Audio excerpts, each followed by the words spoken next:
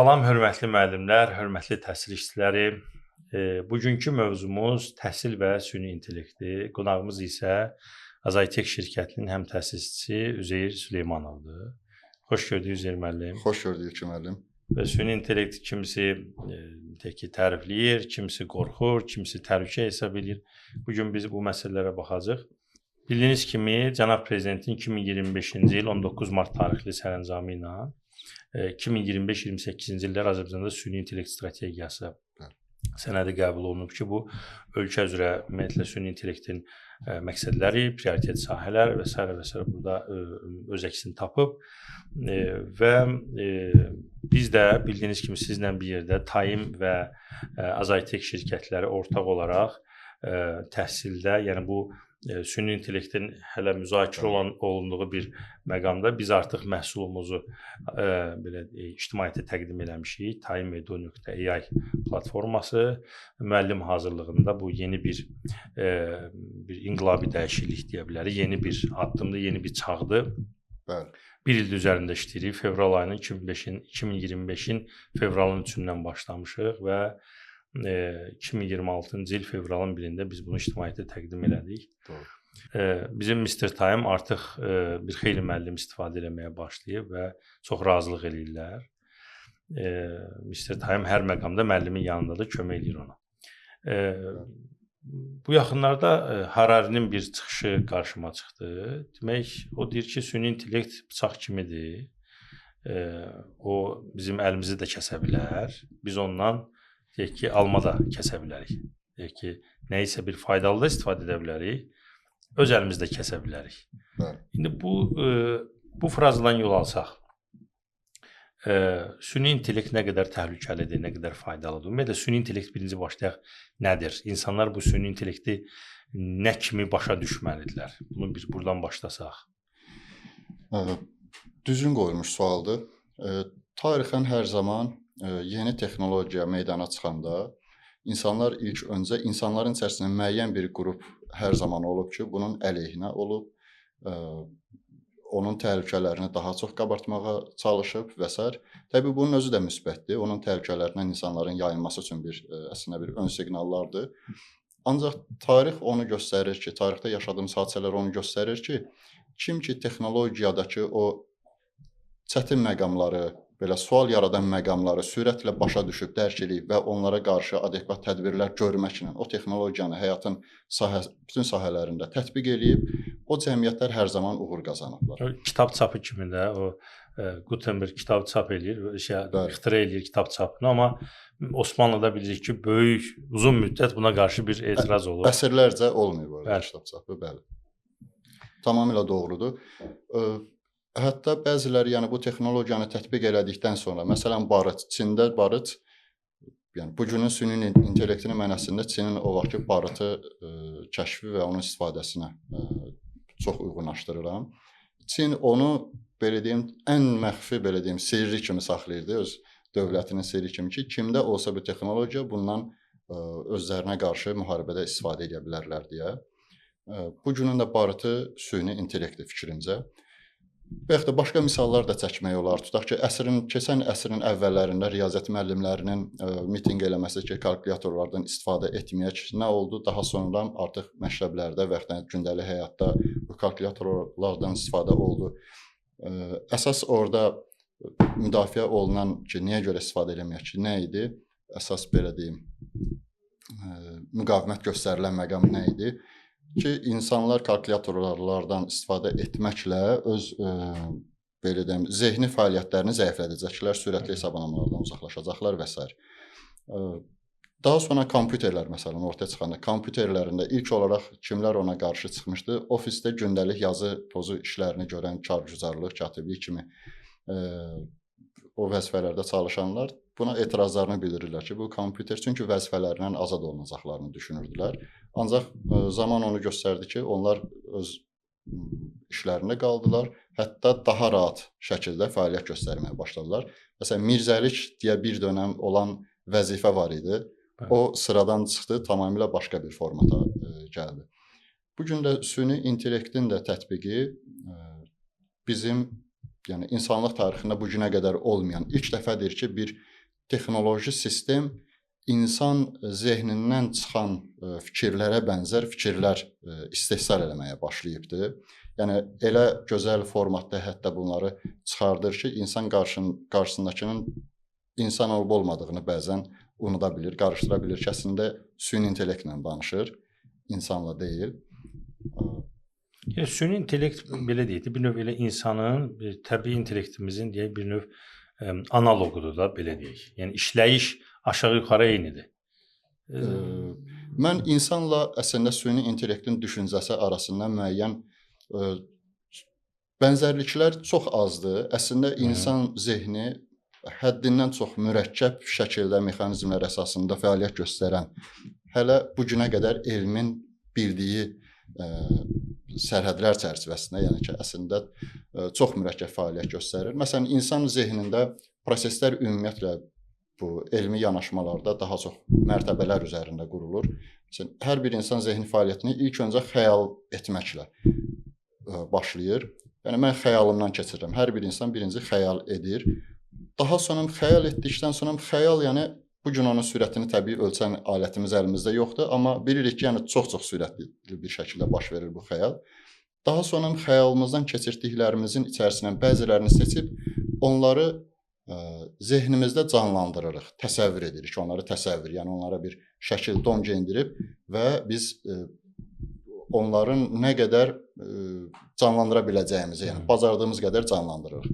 Daha sonra isə canlandırdıqdan sonra onu biz ağılla mühakimə edirik ki, okey, xəyalımdan keçdi, süzdüm onlardan bəzilərini təsəvvürümə gətirdim, sonra bunları artıq ağılla mühakimə edib, onun içindən məntiqli olan, indiyə kimi həmin insanın özündə formalaşmış dəyərlər çərçivəsində uyğun gördüyü məqamları artıq dilə gətirir, onunla bağlı həyata keçməsindən bağlı proseslər həyata keçirir və s. Süni intellektdə isə bu nədir? Süni intellekt sadəcə riyazi bir modeldir. Hər hansı bir verilən sualın cavabı üçün ilk sözüm nə olmalıdırdan başlayıb, bəs bundan sonraki sözün cavabımda nə yazmalıyam, bəs indi nə cavabımda söz yazmalıyam. Onun üçün söz bunları əslində heç bir xəyalından, təsəvvüründən, ağıl mühakiməsindən keçirtmədən yazdığı sözlər toplusudur. Tamamilə arxasında ciddi riyazi və ciddi potensial olan riyazi modellər dayanır. Bu baxımdan insanın zehnində gedən bu bir çox mərtəbələrdən sadəcə xəyal mərtəbəsində. Onu buradan yol alıb yəni əsaslı şəkildə deyə bilirik ki, süni intellekt insanı hansı bir məqamda insanın deyəndə müəllimi, bizim kontekstdə müəllimi əvəz eləyə bilməyəcək. Burada sadəcə yenə bu mənim də burada şəxsi düşüncələrim budur ki, əgər süni intellekt yaxşı qurularsa ki, misal üçün Mr. Time bu müəllimi müəyyən mənada əvəz edə bilərmi?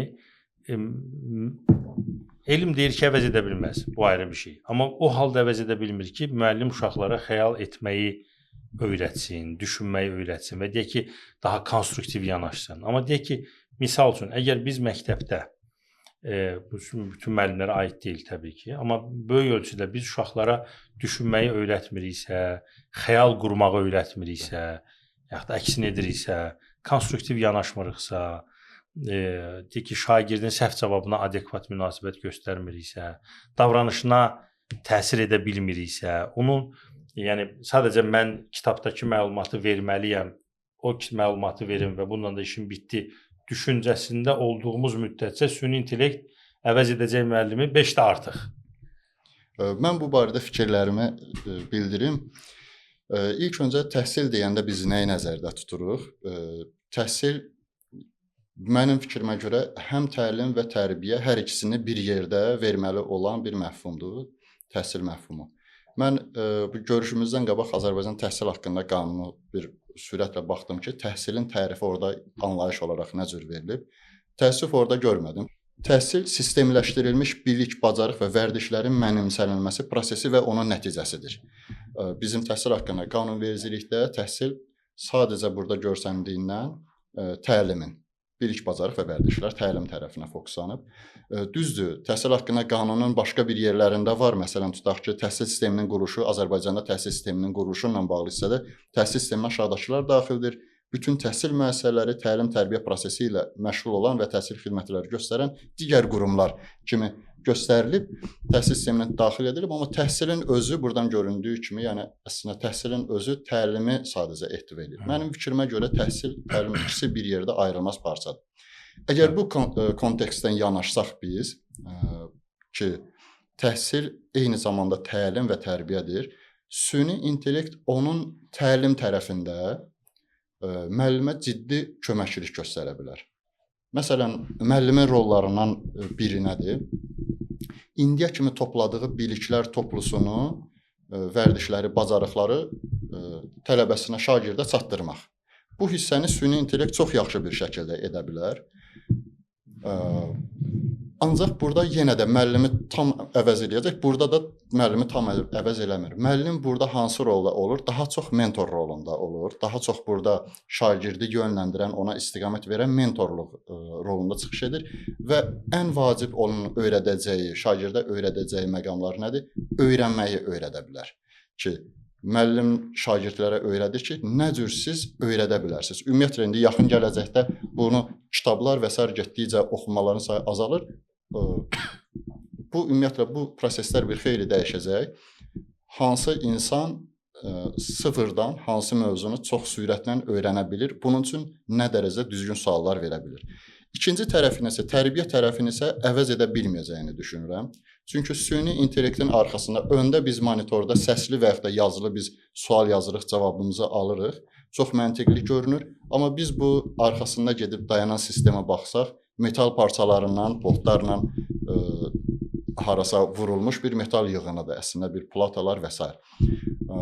Ona görə həmin o sistemin özünün bir qərar vermə mexanizmində vicdan anlayışı yoxdur, iradə, məsuliyyət hissi yoxdur. Bunları necə çatdırım, sözlər deyə bilər, amma onu davranışıyla rol modeli olmalıdır, müəllim rol modeli olmalıdır. Burada bir nüansı deyim də, deyək ki, biz dərs prosesini belə başa düşürük də, misal üçün, sinifdə 30 nəfər şagird var. Müəllim nəsə izah edib, uşaqlara tapşırıq verib, uşaq doğru cavab vermir, yanlış cavab verir. Müəllim deyir, düşünür ki, tamam, yəni artıq bu başa düşmədi, bu öyrənə bilmir və onu biz zehniyyətimizdə gözdən çıxardırıq. Oxumayan uşaq kimi qəbul edirik və qoyuruq bunu kənara. Və yaxud da həmən uşağa əsəbləşirik. Və yaxud da həmən uşağın öyrənməsi üçün əlavə ekstra bir effort sərf eləmirik. Yəni cəhd eləmirik. Yəni uşağa, şagirdə, şagirdin öyrənməsi üçün ona bəlkə fərqli yolla izah edim, bəlkə şagirdin sualını, məsələn, şagird var ki, müəllimə sual verməkdən çəkinir sinifdə. Başa düşmür, müəllim deyir, anladınızmı? Uşaq deyir, anladıq. Amma həqiqətən anladıq, anlamadıq, bilmirik. Və şagird onu geri dönüş eləyib soruşmur. Niyə? 30 nəfərin içərisində onu doğru hesab eləmir, birdən müəllim qışqırar filan. Kimi məsələlər süni intellektdə yoxdur. Deyir, bizim Mr. Time-da yoxdur. Peki, Mr. Time-dən məni götürək. Heç başqa müəllim yox, məni götürək. Bizim müqayisə eləsək, 30 tələbəyə, 30 şagirdə o rahat-rahat mənə sualını verə bilirmi? Bir çoxla, gərək mən onu üzə çıxardam. Amma deyək ki, Mr. Time olsun, X bir süni intellekt platforması olsun və s. və s. Orada biz tələbə istədiyi vaxt rahat-rahat ünsiyyətə keçə bilir. Və qarşı tərəf ona adekvat geri dönüş eləyir. Əsəbləşmir, bizə müəllim əsəbləşir, o əsəbləşir. Mən bu baxışdan baxanda, bu aspektdən baxanda süni intellekt, biz bunları dəyişməsək, yəni müəllim bu huyunu dəyişməsə, inkişaf elətdirməsə, adekvat geri dönüş, tərbiyə məsələsi, davranışdakı anlayış, bir emosiyalara toxunma, hansı ki süni intellekt. Bizdə bu üstünlüklərimiz yoxdursa, bir müəllim olaraq, mən qarşı tərəfin, şagirdlə bir emosional bağ qurub, onun davranışına, həyata baxışına təsir etmək üçün təşəbbüsü öz əlimə götürmürəmsə, sadəcə mənim işim bili götürməklə məhdudlaşırsa, o zaman süni intellekt məni əvəz eləyər 5-də artıq. Mən burada süni intellektin faydaları və riskləri yəni hər birini 3-3 olaraq qruplaşdırardım. İlk olaraq faydalarından bildirim. Sizin bu bildirdiyiniz fikirlərə cavab olaraq. İlk öncə faydaları şagirdə birbaşa şagirdə toxunan faydaları, birbaşa müəllimə toxunan faydaları və bir də ümumiyyətlə bu təhsilin əlçatanlığı ilə bağlı faydaları olaraq 3 qrupda toplasaq, şagirdə faydaları məsələn mən özüm Sovet İttifaqı vaxtında orta məktəbə daxil olmuşam, oktyabrat olmuşam, pioner ola bilməmişəm. Test sistemi yox idi. Orada müəllim özü hər bir şagirdin qiymətləndirilməsini, verdiyi tapşırıqları yoxlayırdı və s. onların həm cavabını və ora cavaba qədər gələn prosesləri hər birini yoxlayırdı. İmla, inşa müxtəlif bu formatda daha çox müəllimin, yəni hər bir şagirdin bu dəqiqə çətin olduğu, çətinlik çəkdiyi məqamları aşkarlamaq üçün hər bir müəllim kifayət qədər əziyyət çəkirdi. O vaxtki müəllimlərin rol model olmağı mənim həqiqətən o bir digər bir tərəfidir ki, çox xoşuma gəlirdi ki, biz müəllimin yemək yediyini belə görmürdük ki, bir dəfə təsadüfən mən qapı aralanıb mətbəx yeməkxanada belə məktəbin yeməkxanasında gördüm ki, tarix müəllimimiz məsələn yemək yeyir, çox təəccüblənmişdim ki, yəni müəllim də yemək yeyirmi və s. O məsələnin bir başqa tərəfi. Buradakı müəllimlərin çəkdiyi ki, əziyyətlər var idi. Hər bir şagirdə fərdi yanaşmada çəkilən əziyyətlər. Süni intellekt birinci bu çətinliyi aradan qaldırır. Fərdi təhsili kifayət qədər şagirdlər üçün əlçatan edir. İstənilən incəlik səviyyəsinə qədər, ən aşağı səviyyələrə qədər gedib, şagirdin sırf çətin olduğu nöqtə nədir, onu incə suallara qədər gedib detallı çıxarda bilir. Və bunu eyni zamanda bir süni intellekt modeli hazırlanıb, məsələn, Mr. Time eyni vaxtda paralel olaraq minlərlə müdavimlərlə paralel olaraq eyni zamanda danışır, yazışır. Hər birinin danışıqlarını yadında saxlayır və onlara cavablar verir. Hər birinin özünə görə. Bəli, hər birinin özünə görə öz səviyyəsində. Heç bir müəllim yoxdur ki, onun sualından və cavabından digər müəllimin sualı və cavabı ilə üst-üstə düşmə hadisəsi halı olsun. Yəni bunlar tamamilə fərdiyyət prinsipi ilə qurulmuş mexanizm. İlk üstünlüyü burada budur. Başqa bir tərəfdən öz tempinə uyğun, məsələn, şagirddir, zamanı var, indi oxuyur və bizim klassik ənənəvi o sinif modellərindəki bir sinif formalaşacaq, orada bir məkan olmalıdır, müəllim həmin saatda olmalıdır və şagirdlər heç biri xəstələnməməlidir, hamısının işləri güzəl olmamalıdır və həmin vaxtda orada olmalıdırlar. Üstəgəl günümüzdəki şəraitdə bura logistika, fiziki olaraq həmin məkana gedib çıxa bilmək və qayıtmaq. Bunlar kifayət qədər zaman itkiləridir. Ənənəvidən indi müasir süni intellektin gətirdiyi təhsil sistemində isə görünür ki, buna doğru bir xeyli ciddi addımlar atılacaq. Beynəlxalq ümumiyyətlə bəşəri təhsil sistemində buna doğru ciddi addımlar atılacaq və atılır da.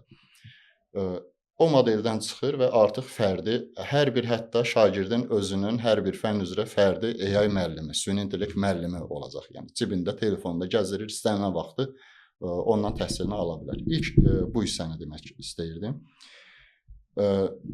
Əvvəl məsələn test modeli gələndə test modelinin gəlməsi nə üçün idi əslində? O vaxtda test modeli gəldi, test formatlı imtahan. Görəsən suallar verib, o sualların içində 20 sualdan hansı suallara bu şagird səhv cavab verdi? Onları daha aydın müəyyənləşdirmək üçün hər birindən çünki fərdi söhbət, fərdi yazılarını oxumaq biraz çox çətin idi. Ümumi nəticələrdən yol alıb bir mənzərə formalaşır. Bəli.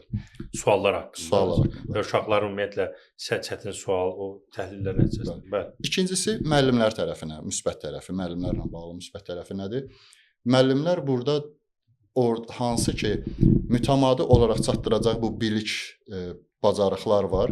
Bu bacarıqları təsəvvür edin ki, bir müəllim hər gün təkrar eyni məlumatları çatdırır.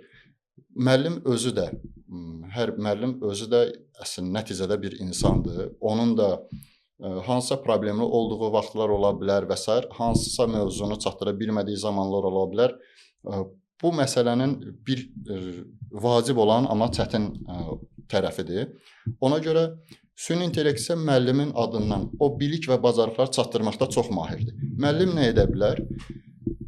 Müəllimin üstünə daha çox bu təhsilin təlim hissəsinin mentorluğu, öyrənməyi, öyrətmək, bütün tələbələrinə öyrənməyi, öyrətmək, oradakı prosesləri nəzarətdə saxlamaq və eyni zamanda digər tərəfdən tərbiyəvi nöqteyi nəzərdən rol model olmaq, öz davranışınla. Burada rol model tərbiyə tərəfində fiziki, sosial tərbiyə ümumiyyətlə anlayışı bir sosial proseslərin nəticəsində formalaşdığına görə burada fiziki olaraq bəlkə bir yerdə olmaq, bu formatlar, yəni bunların özü önəmlidir. Bəlkə də gələcəkdə təhsil tərəfinin təlim hissəsi tam şəkildə süni intellektə toxuna bilər. Tərbiyə tərəfi hansısa bir formatlarda insanların bir araya gəlib daha sərbəst vaxtlarının bir araya gəlməsi formasında da ola bilər. Bu mənim düşüncəm. Bəlkə də tərbiyə anlayışı da o vaxtda öz anlamını dəyişəcək. Bəlkə də artıq insanlar ki, süni intellektlə özləri müstəqil şəkildə self-study oxuyub inkişaf edə bilərlərsə, artıq o da tərbiyə anlayışının özü də dəyişib, deyək ki, tərbiyə dediyimiz söhbət sosiallaşma anlamında. Sosiallaşmağa meyil olacaqmı, olmayacaqmı, daha çox introvertliyimi daha çox geniş yayılacaqmı, bilmirəm. Yəni bunu bir səsli düşünürəm. Yəni, bu da biraz yaxşı müzakirə mövzusudur ki, süni intellekt bizim tərbiyə və yaxud da sosiallaşma anlayışımıza necə təsir eləyəcək? Bu da ayrı bir sual.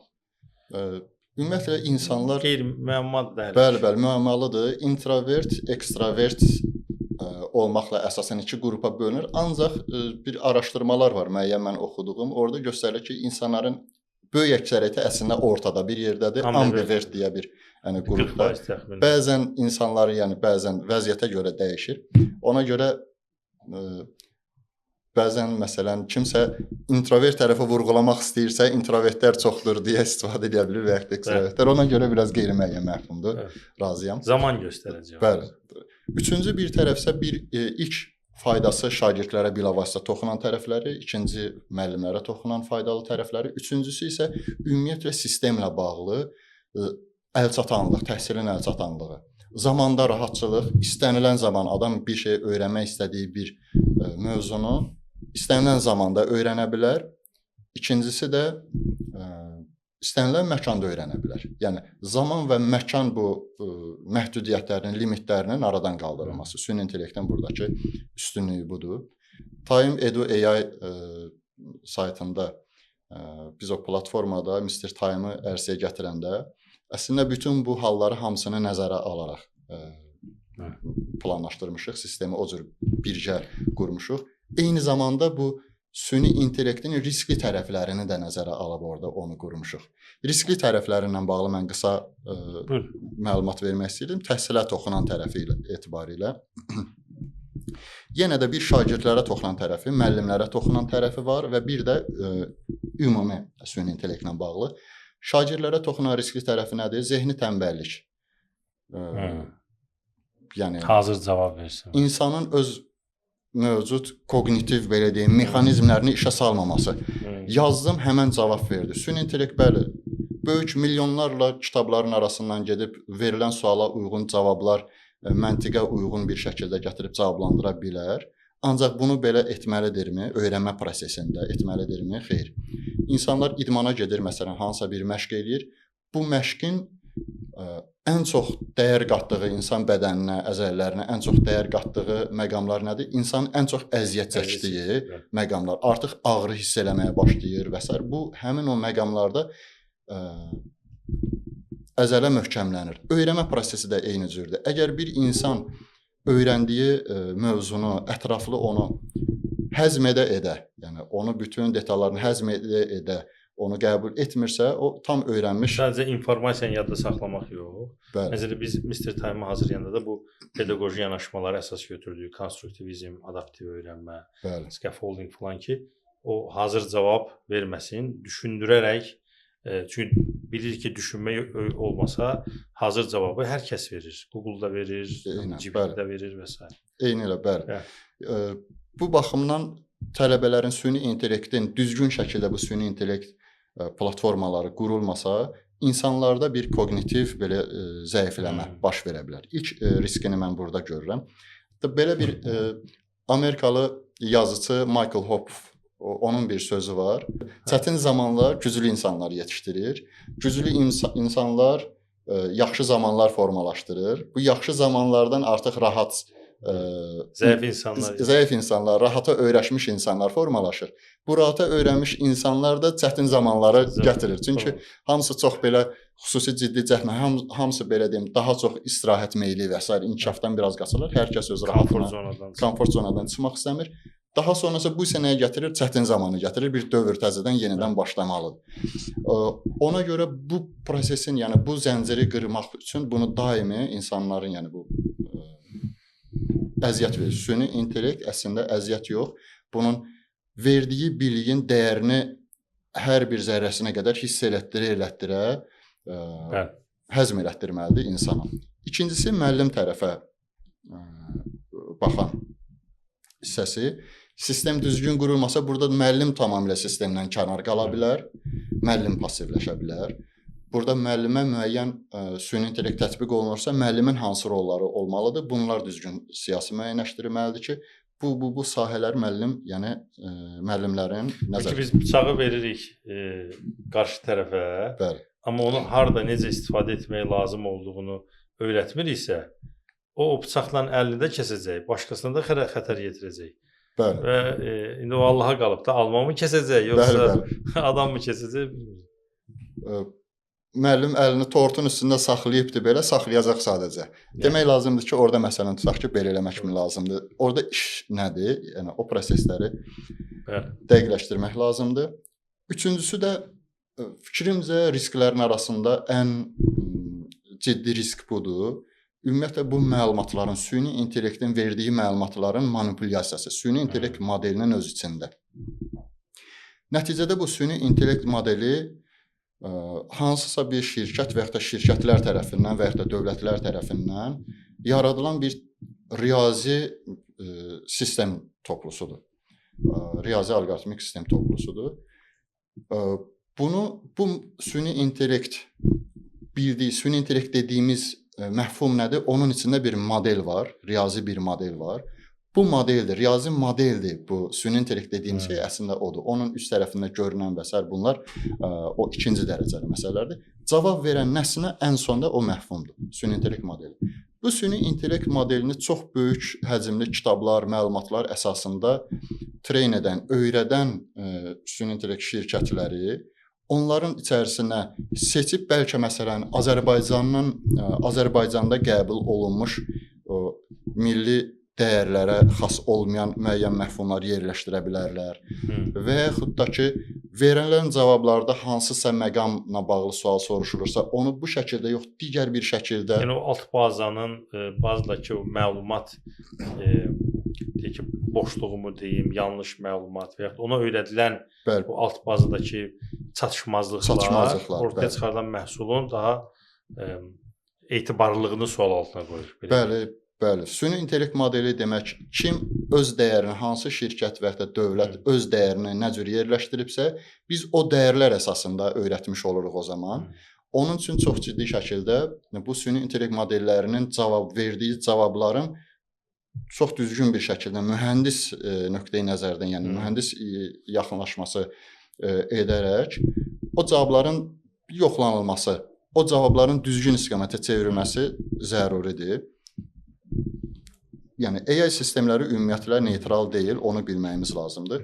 Burada cənab prezidentin 2025-ci ildə, ötən il Azərbaycanda, ölkəmizdə süni intellekt strategiyasının hazırlaması ilə bağlı fərmanı çox vacibdir, çox önəmlidir və bu yenilikcə sizin bildirdiyiniz Azərbaycanda dövlət qurumlarında süni intellektin tətbiqinin genişləndirilməsi ilə bağlı oradakı məqamlar çox önəmlidir. Çox sevindirir ki, bizim ölkəmizdə bununla bağlı dövlət səviyyəsində artıq dövlət səviyyəsində məlumatlılıq və ciddi şəkildə tapşırıqlar var. Cənab prezident bunu birbaşa tapşırıq formasında qoyur. Bu çox sevindiricidir.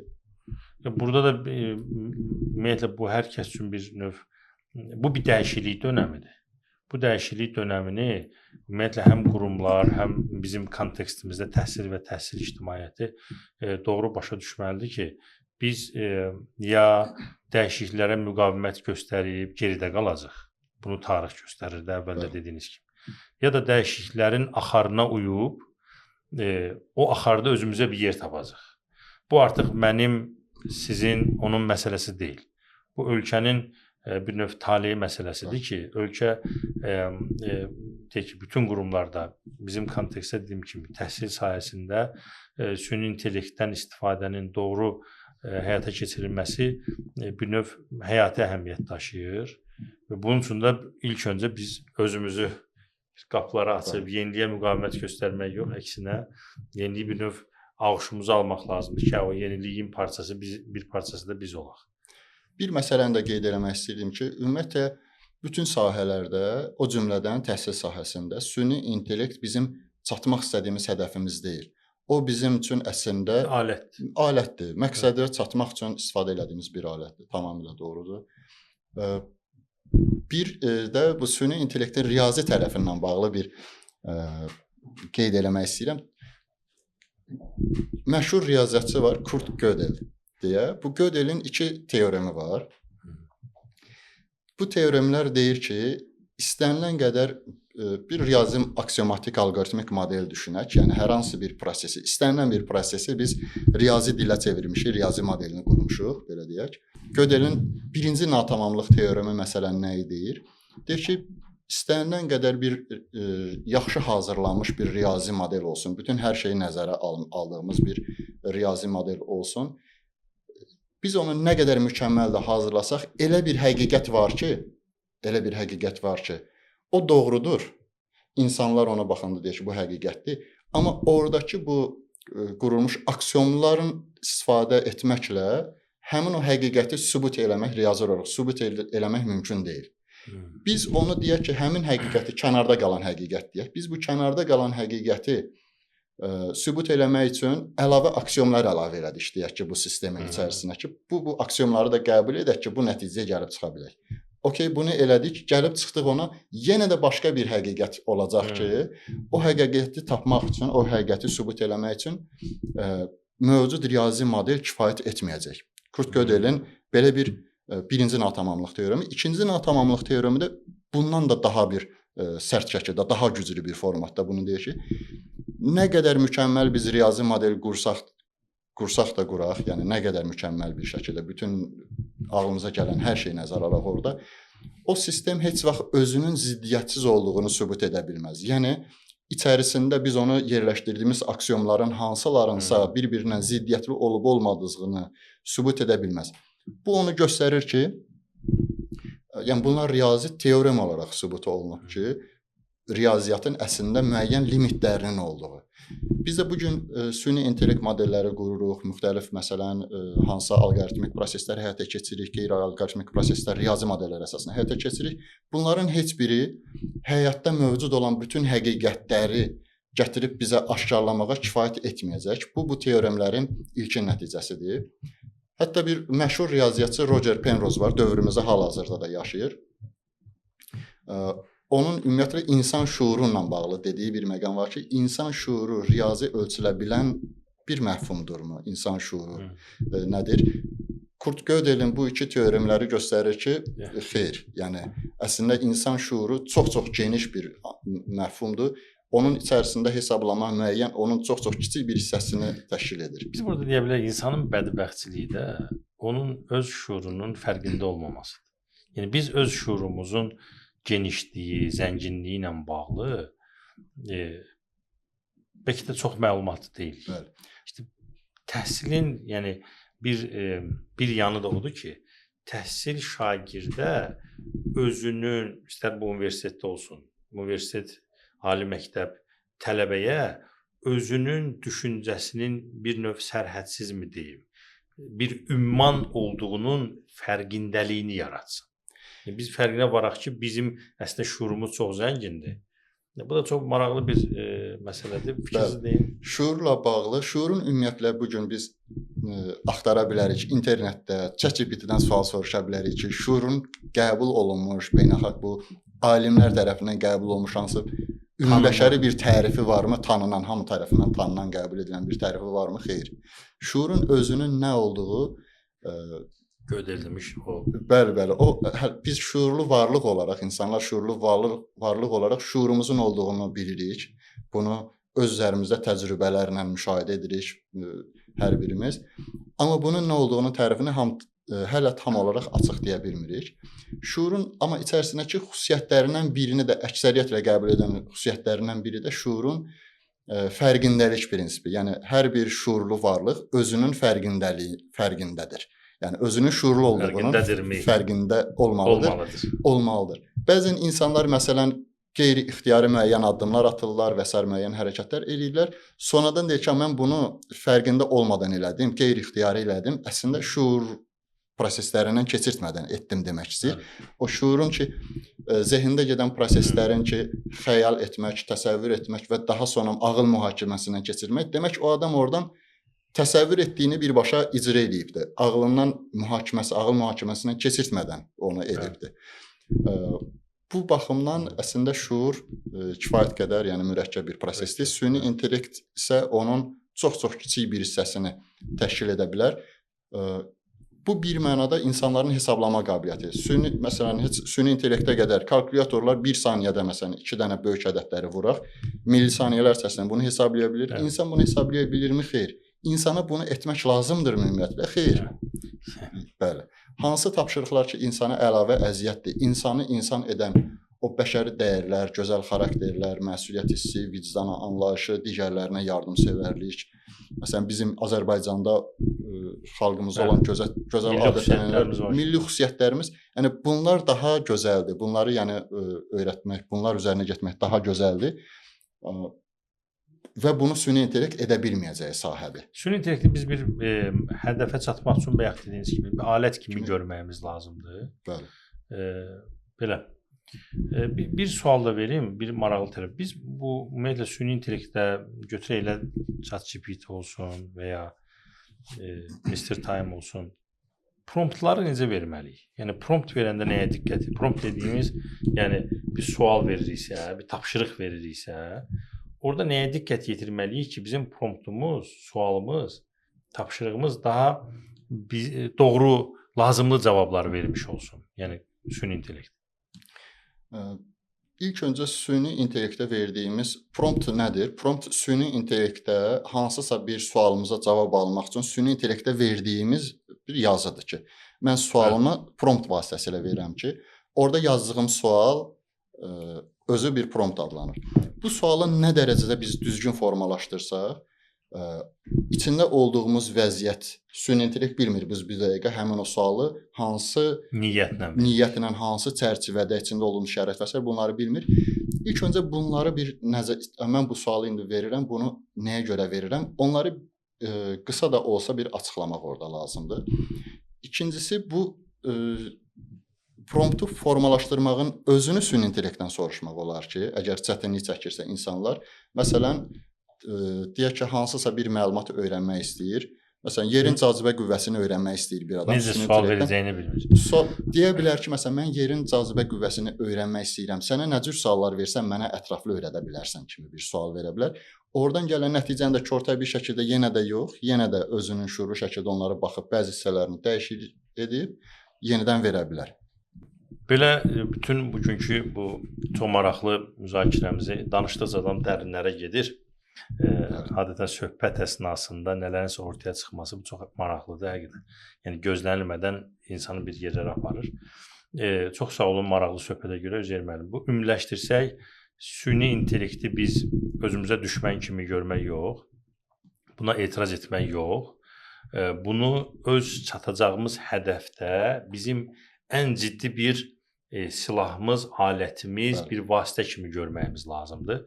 Bunun üçün də təməl məsələ var ki, ingilislər buna lifelong learning deyirlər, ömür boyu öyrənmə. Biz düşünsək ki, mən 20 ildir müəlliməm, indi hansısa bir süni intellekt gəlib məni əvəz eləyəcək, bu demək ki, bizim qapılar bağlıdır. Biz qapıları həmişə açıq tutmalıyıq. Həyatın düsturu həmişə öyrənməkdir, fərqi yoxdur hansı sahələrdə. Yetər ki, biz davamlı olaraq yeniliyi öyrənməyə açıq olaq. Bu ən təməl düsturdur. Qapıları açıq qoysaq və davamlı öyrənsək, biz artıq süni intellekt sabah, deyək ki, 30 il sonra başqa bir alət, 20 il sonra başqa bir şeylər, biz həmişə öyrənib adaptə olacaq və müqavimət göstərəndə biz inkişaf etmirik. Burası çox aydındır. Əksinə biz adaptasiya olub, öyrənib öz fəaliyyətimizə gətirsək, biz daha faydalı, uğurlu olmuş olarıq. Fikirlərinizə görə çox sağ olun, təşəkkür Çox edirəm. sağ olun ki, müəllim. Müəllimlər də öz peşələri ilə bağlı, öz fəaliyyətləri ilə bağlı, istər MİQ sertifikasiya hazırlığı prosesində olsun, istər ümumiyyətlə dərs prosesində hansısa bir mövzunu keçmək istəyirsiniz, amma bunu daha şagird yönümlü şəkildə necə keçəsiniz bilmirsinizsə və yaxud da bunu daha fərqli yönlərini bilmək istəyirsinizsə, timeedu.ai bizim Time və Azaytekin ortaq layihəsi olan bir məhsuldur, platformadır. Bu platformadan istifadə etməklə siz müəllimlər öz fəaliyyətinizi süni intellekti Mr. Time-i alətə çevirib hədəfinizə daha ciddi şəkildə çata bilərsiniz. Çox sağ olun, növbəti buraxılışda görüşərik.